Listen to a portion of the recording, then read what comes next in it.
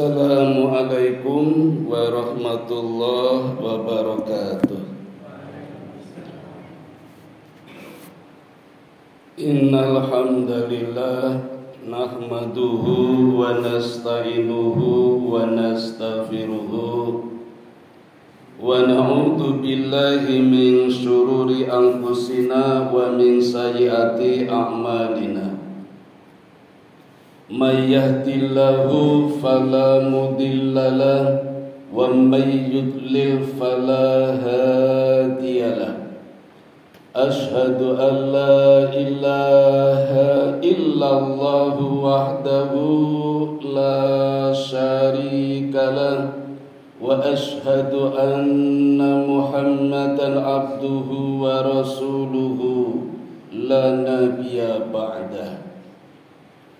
Bapak Ibu, saudara-saudara, adik-adik sekalian jamaah Masjid Ar-Rahman yang dirahmati Allah, marilah kita bersyukur kepada Allah Subhanahu wa ta'ala minimal dengan membaca Alhamdulillahi Rabbil Alamin. Juga membaca sholawat minimal Allahumma sholli ala Muhammad, di mana sholawat ini satu-satunya ibadah yang Allah juga melakukan ibadah ini. Luar biasa ini ya. Satu-satunya ibadah yang Allah juga melakukan ibadah ini. Innallaha wa malaikatahu yusholluna ala nabi. Sesungguhnya Allah dan para malaikat juga memberikan sholawat kepada Nabi. Maka ironis bila kita yang mengaku hamba Allah, yang mengaku umatnya Nabi Muhammad, berat mengucapkan sholawat. Na'udzubillah min dzalik. Padahal Allah berjanji, barang siapa membaca sholawat 1 kali, Allah membalasnya 10 kali. Keren toh Bapak Ibu? Bahkan Nabi pun akan memberikan syafaat kepada kita besok di hari kiamat bagi yang membaca sholawat. Maka jangan enggan, jangan segan, permudah lidah kita mengucapkan sholawat. Allahumma sholli ala Muhammad minimal. Bapak Ibu, tadi saya teringat masa lalu di tahun 1984 saya masih kelas 2 SMA. Banyak yang masih SMA atau malah lebih kecil lagi. Saya pernah membaca buku karangan Nasruddin Razak. Sikat dengan kula. Padahal tahun 84, berapa tahun lalu? 40 tahun yang lalu, kalau tesis 6, tesis sekolah, kelas 2 SMA. Saya masih ingat buku yang saya baca, judulnya Dinul Islam, karangan Nasruddin Razak. Saya sampai nggak tahu orangnya masih meninggal apa masih hidup atau meninggal. Di halaman awal ada prediksi nanti pada akhirnya umat Islam akan jaya. Padahal pada halaman yang sama ada narasi bahwa agama adalah candu masyarakat, terutama agama Islam, membuat kisruh. Namanya candu kan seperti minum-minuman keras, seperti racun, seperti narkoba. Itu gambaran Islam ketika itu. Tapi ada narasi ramalan kalau nanti banyak orang-orang berlari berbondong-bondong masuk ke dalam Islam, termasuk orang-orang orientalis, misionaris dan sebagainya. Ternyata Bapak Ibu, ramalan itu benar. Saat ini, tahun ini, bahkan hari ini banyak orang berbondong-bondong ingin selamat dengan Islam. Di Inggris misalnya banyak gereja-gereja yang dijual, kehabisan jamaah. Padahal di sana sedang deras-derasnya gelombang Islamofobia. Islamofobia itu orang takut dengan Islam. Jangan-jangan kalau beragama Islam, jangan-jangan kalau dengan Islam, takut dengan Islam. Tapi justru di sisi lain, orang yang takut dengan Islam malah penasaran, ada apa ini? Kenapa Islam ditakuti? Nah, ketika mempelajari Islam ternyata malah berbalik, menjadi Islamofilio, malah kecanduan dengan Islam. Dampaknya gereja-gereja jadi sepi, dijuali karena kehabisan jamaah. Lalu direhab, diperbaiki, dicat lagi, direnovasi, ganti plang menjadi masjid. Itu di Inggris, Bapak Ibu, negara gudangnya misionaris dan orientalis. Nah, bagaimana dengan negara kita? Nah ini. Jadi di Inggris, Bapak Ibu, bahkan negara-negara tetangga, negara-negara Eropa sudah mulai peduli dengan Islam. Kepeduliannya tidak cuma hadir di majelis taklim, tidak cuma sholat, tapi sampai pada pembelaannya. Maka ketika ada orang yang benci dengan Islam, ada orang yang tidak suka dengan nabinya, kemudian menghujat dengan membuat gambar-gambar kartun. Ini ada seorang kartunis, Bapak Ibu, yang mencoba menjelekkan Nabi dengan membuat karikatur. Ndase gede awake cilik. Karikatur kan gitu. Atau sebaliknya, awake gede ndase cilik. Itu diburu. Dan gak main-main. Di sana itu hukumannya mati kalau orang menghina agama itu. Sehingga orang yang ingin selamat, tempat kita kan juga banyak menghina Islam tapi ingin selamat, bersembunyi. Bahkan tidak cuma bersembunyi, menyewa pengawal, menyewa polisi, kanan kiri 2 polisi agar selamat dari serangan orang-orang Islam. Orang Islam dihina kan marah, jadi nyerang. Ini orang yang buat kartunis ini malah tidak minta maaf, tidak bertobat, malah merasa menang. Jadi dikejar-kejar, bersembunyi sampai nyewa pengawal, nyewa polisi. Polisinya juga orang genah, kudunya kan polisi ngerti kayak gitu kan, malah dilindungi. Seolah-olah mereka tidak akan mati, merasa jaya menang. Dan akhirnya mati juga, Bapak Ibu. Yang membuat kartunis mati, matinya juga tragis. Ngapa, Bu? Ditabrak truk sama 2 polisinya, jadi yang meninggal 3 itu. Bahkan ada lagi seorang kartunis juga yang merasa umurnya panjang, tidak akan mati. Gaweane menjelek-jelekan Nabi. Usianya 86 tahun. Ini di Swedia ini, Bapak Ibu. Lebih hebat dari yang tadi. Tidak cuma menyewa 2 polisi, banyak pengawal, pasukan. Terus diburu, hendak dibunuh. Sampai pindah rumah, pindahnya pun tidak menyebutkan alamatnya mana. Di rumah yang baru pagarnya lebih tinggi daripada gentengnya, jadi rumahnya ketutupan pagar. Bahkan di dalam rumah membuat bunker persembunyian, sembunyi di dalamnya. Persembunyiannya dijaga juga sama pengawal. Akhirnya mati juga, Bapak Ibu. Bunker yang begitu kuat bisa ditembus oleh malaikat Israel. Mati. Nah, itu banyak contoh dampak orang yang tidak suka dengan Islam. Di sisi lain, banyak berbondong-bondong masuk ke dalam Islam. Seperti yang Allah gambarkan di dalam surat An-Nasr. Idza jaa nasrullahi wal fath. Telah datang kemenangan Mekah. Setting ayatnya kemenangan Mekah, kembalinya ke Mekah. Tapi sampai sekarang ayat ini masih berlaku.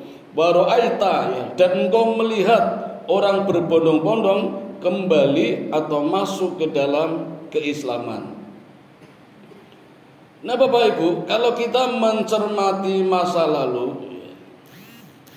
di sini misalnya saya tidak tahu banyak karena panjenengan lebih lama daripada saya. Tapi saya teringat pertama kali saya hadir di sini tahun 1991. Jenengan kelingan boten? Dulu belum tingkat masjidnya, masih di bawah. Pengajian pertama saya mengisi tentang Isra wal Mi'raj. Kalau sampai sekarang berarti berapa tahun? 91 tambah 9 jadi 2000 tambah 24 33 tahun. Enggak penting mengingat saya, tapi yang terpenting mengingat jamaah di sekitar panjenengan. Yang dulu di depan panjenengan masih ada, apakah sekarang masih ada? Yang dulu di samping kanan kirinya masih ada, apakah sekarang sudah tiada? Atau yang di belakangnya, atau yang di bawahnya? Kelingan boten di zaman dulu yang ngaji banyak sekali, berlimpah ruah sampai ke bawah sampai ke depan. Sekarang pada kemana? Itu yang perlu dicermati Bapak Ibu. Pada kemana jamaah kita?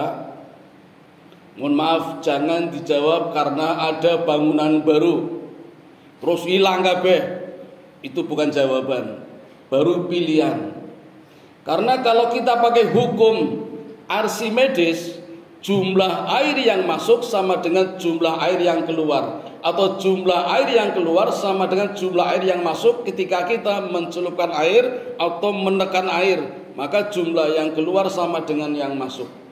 Itu hukum Archimedes. Artinya orang yang meninggal sama dengan orang yang hidup. Jadi janjane kudune jumlah jamanya sama dengan yang dulu.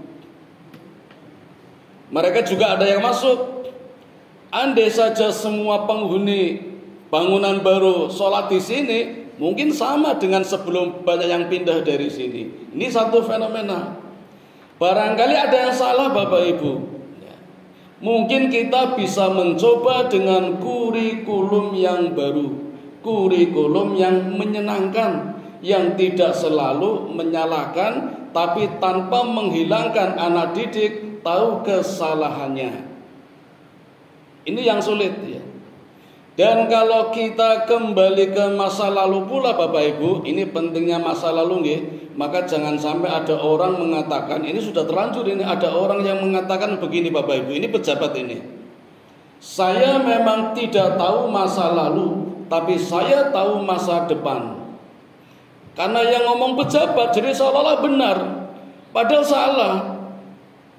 Memang benar kita tidak tahu masa lalu karena kita tidak lahir di zaman dulu. Tapi kan bisa membaca sejarah. Karena sejarah ada catatannya, ada rekam jejaknya. Kenapa tidak belajar dari itu?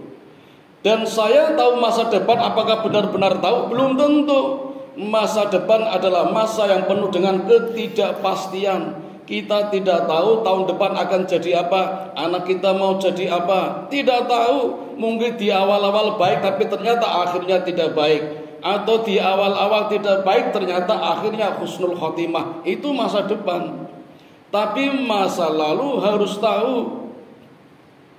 Bahkan Allah sendiri Bapak Ibu, kalau kita tahu nggih, ada generasi di zaman Nabi yang disebut generasi emas.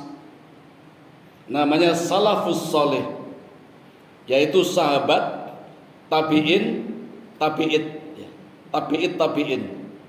Orang yang hidup di zaman Nabi, para sahabat tahu persis, karena hidupnya di zaman Nabi masih hidup. Ini terjamin kebenarannya tidak akan pernah salah. Karena ada Nabi, salah pasti ditegur, diperbaiki. Sudah selesai. Tabi'in, orang yang hidup di zaman sahabat. Nabi sudah tiada, sahabat masih ada.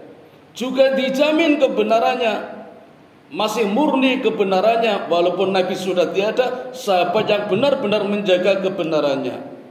Kemudian tabi'in, orang yang hidup di zaman tabi'in. Sahabat sudah tiada, tapi tabi'in masih ada. Ini juga dijamin kebenarannya. Ini 3 generasi yang disebut generasi emas, salafus soleh. Nah setelah itu tidak ada jaminan Bapak Ibu. Sudah mulai banyak masalah. Di zaman ulama, wali pun masalah sudah ada.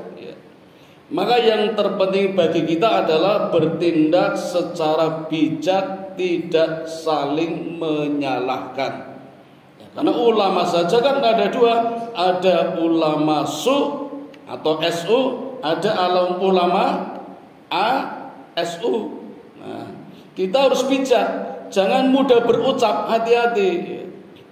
Bapak Ibu, kalau kita lihat sejarah pula, sepertinya berputar ini. Model pembelajaran kurikulum yang sekarang ditawarkan adalah kurikulum merdeka. Bagaimana kita bisa belajar secara merdeka dengan ranah kognitif, afektif, psikomotor. Kognitif misalnya, pemahaman bebas, merdeka, tapi hati-hati. Kan ada guru kadang mengatakan kalau itu saja kan bisa ambil dari Google. Iya betul, browsing aja bisa. Tapi informasi yang ada di Google belum tentu benar. Karena banyak orang yang mengupload informasi di Google hanya tujuannya komersial, jualan konten, laris, dapat uang, nggak mikir benar atau salah. Atau ada juga yang upload ke Google untuk menghemat data saja, karena kalau dalam bentuk file, Word, PowerPoint, dimasukkan HP, dimasukkan laptop akan penuh. Maka dibuat drive-nya, disimpan biar aman. Cuma itu aja. Jadi jangan percaya kalau semuanya benar, pasti ada yang menyesatkan. Maka jangan sekali-kali mengandalkan Mbah Google. Ya kalau mau yang teruji sajalah, seperti misalnya jurnal ilmiah itu teruji, skripsi, tesis, disertasi, ada reviewernya, udah teruji. Maka kebenaran yang lain perlu juga didapat dari guru-guru formal. Inilah pentingnya pembelajaran formal. Maka mohon maaf kalau ada orang mengatakan besok nanti pada akhirnya sekolah, siswa tidak perlu sekolah, siswa tidak bertemu dengan guru. Mohon maaf, barangkali saya kurang setuju. Karena menghilangkan nilai-nilai silaturahmi. Silaturahmi Bapak Ibu harus ketemu. Ya, atau silaturahim itu harus ketemu secara langsung, luring bukan daring. Pagi ini kan kita ketemu ya. Ini namanya silaturahmi atau silaturahim. Tahu bedanya Bapak Ibu? Kalau sudah saling mengenal namanya silaturahim. Kalau belum mengenal, panjenengan belum kenal saya belum kenal jenengan, namanya silaturahmi. Yang silaturahim menyambung tali kasih sayang, yang silaturahmi menyambung tali asih. Sayangnya belum, kan belum kenal. Nanti kalau sudah mengenal baru menyambung sayangnya. Ini harus ketemu, karena pertemuannya hubungan horizontal sesama manusia. Kalau tidak ketemu namanya bukan silaturahmi, tapi seloturahmi. Dari kata selo, diselok-seloke, jadi ya ora selo. Kemarin di zaman Covid Bapak Ibu kan pembelajarannya daring, webinar, pakai HP, pakai Zoom. Ini kok kan mau ngapus-hapusan nggih. Paling absen presensi tinggal lungo, nyalakan kameranya, matikan tinggal pergi. Namanya silaturahmi. Maka silaturahmi atau silaturahim harus bertemu, kontak langsung minimal seperti ini. Horizontal sesama manusia. Nah kalau vertikal, pertemuan dengan Allah namanya sholaturahmi. Sholat, maka sholat itu pertemuan dengan Allah, langsung berkomunikasi. Nah ini mari kita jadikan model-model pembelajaran yang dikemas menjadi model pembelajaran yang menyenangkan. Maka Bapak Ibu, misalnya panjenengan sering hadir di sekolah, bertemu dengan guru-guru, itu kan dibuat bagaimana menjadi kerasan dan senang. Begitu pula siswanya, kalau bisa siswanya kerasan di sekolah, tidak pengen cepat-cepat pulang. Makanya di sekolah ada wifi dan macam-macam. Harapannya begitu. Karena di luar negeri saja Bapak Ibu, sampai hari ini sedang rame-ramenya berdiskusi membahas bagaimana sistem pembelajaran yang dicanangkan oleh Ki Hajar Dewantoro, tokoh pendidikan bangsa Indonesia. Bagaimana dengan kita? Apakah justru kita meniru model lain? Kita punya banyak model Bapak Ibu. Model pembelajaran para nabi, model pembelajaran para sahabat. Katakan yang paling dekat lah, yang sekarang sudah mulai sepertinya kita kembali ke masa lalu. Model pembelajaran wali songo. Yang dulu belum ada PPT, dulu belum ada LCD, dulu belum ada HP. Ternyata sekarang pun masih tidak cuma orisinil, tapi juga masih murni dan pas cocok untuk budaya kita. Nah, ceramah gini nyatanya masih dipakai, tidak daring. Pripun ajeng daring, pripun Zoom. Aku lo malah ditinggal turu mangke. Cuma memang dibutuhkan syarat dan isyarat. Nah, memahami syarat dan isyarat ini harus bijak. Kita beda generasi Bapak Ibu. Ada yang sepuh, ada yang muda, ada yang anak-anak. Kalau tidak kumpul bareng, isine mung rasan-rasan dong rasani. Yang tua kadang pengen menang sendiri, yang muda tidak tahu adab, sing cilik orang ngerti apa-apa. Nah, ini perlu kebijaksanaan di dalam pembelajaran. Pembelajaran sangat penting dalam rangka melakukan tugas kita ibadah kepada Allah Subhanahu wa ta'ala dalam berbagai bentuk. Ini baru kulitnya Bapak Ibu. Insya Allah besok kita kaji lebih dalam bagaimana kita bisa menjadi generasi yang baik, syukur terbaik. Karena ayatnya sudah ada Bapak Ibu. Kalau dulu di zaman Nabi ada generasi emas, mengapa sekarang sudah tiada? Paling tidak meniru. Karena Allah sendiri mengatakan kuntum khaira ummatin ukhrijat linnasi ta'muruna bil ma'ruf wa tanhauna 'anil munkar wa tu'minuna billah. Kata Allah, kalian semua adalah generasi terbaik. Kenapa? Karena wa ta'muruna bil ma'ruf, mengajak kebaikan. Kita sudah mengajak kebaikan, sing ora gelem ya wis. Wa tanhauna 'anil munkar, mencegah kemungkaran, bukan karena benci, karena memang tugas. Maka Nabi juga mengatakan dan pesan kepada kita, pesannya begini Bapak Ibu. Wahai para sahabat, kepada sahabat tapi juga kepada kita, tolonglah orang yang berbuat dolim dan orang yang didolimi.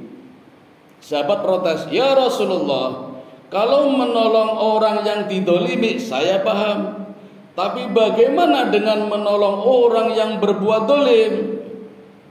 Maka Nabi mengatakan, cegahlah agar orang tidak berbuat dolim. Itulah cara menolong orang yang berbuat dolim.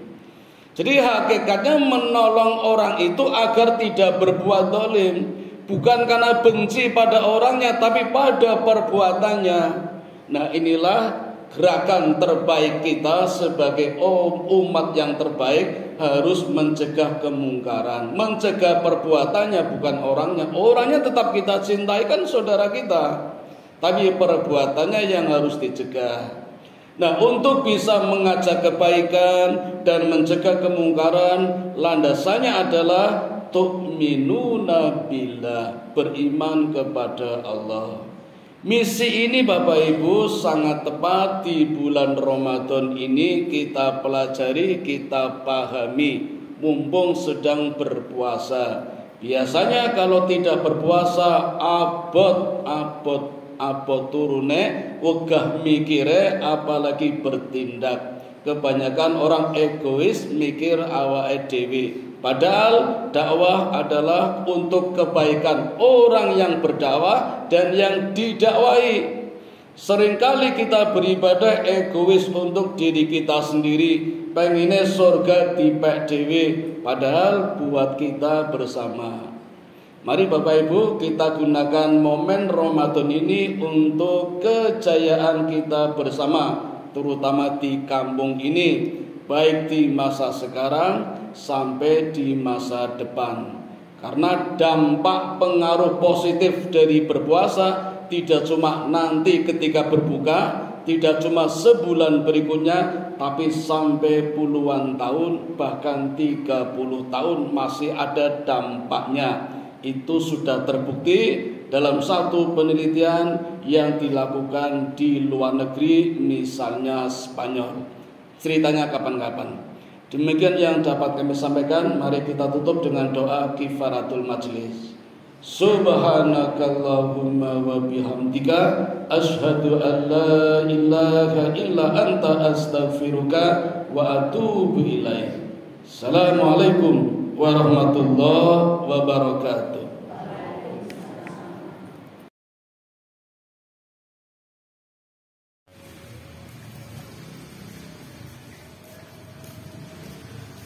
Allahu Akbar.